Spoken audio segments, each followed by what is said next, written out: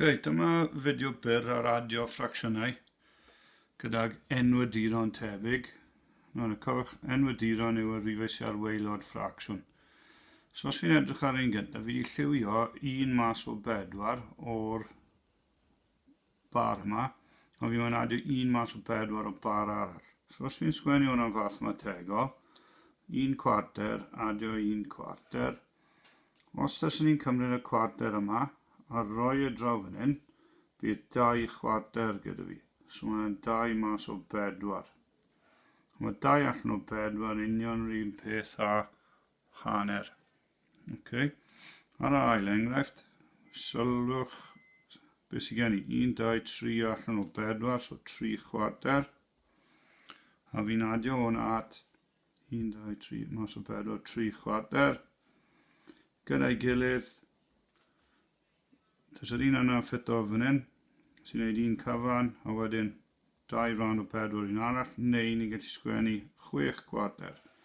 Sylwch, pan fod y rhifau gwaelod, yr enwaduron, yr un peth, un ni'n cadw nhw, a maen nhw'n aros yr un peth, ac yn syml chi jyst yn adio'r top. Dyma 8 cwestiwn. Fi moyn i chi i geisio ateb.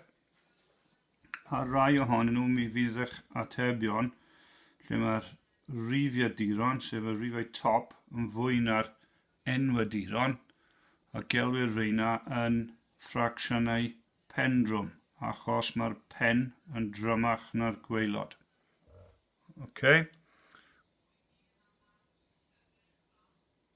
Nawr yw'r amser i stopio'r fideo, a mewn munud na i roi'r atebion i chi.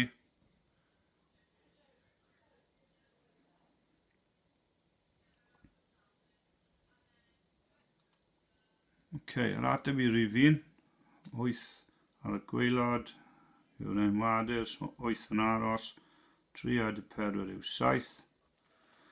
16 ar waelod y ddau ffracsiwn, so ni'n cadw'r 16 ac ni'n adio'r top.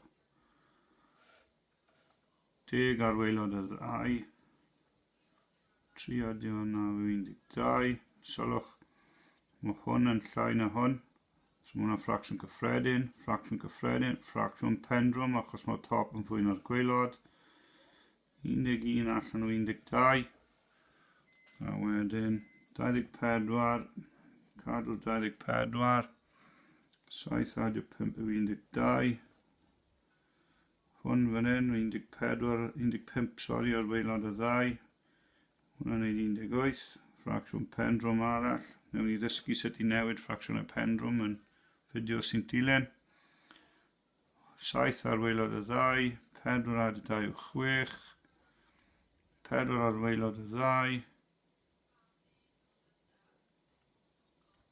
3 adio 10, be wedi sy'n mynd? 4, dylai fe fod yn 7, 7 ar waelod y ddau, adio top wneud 6.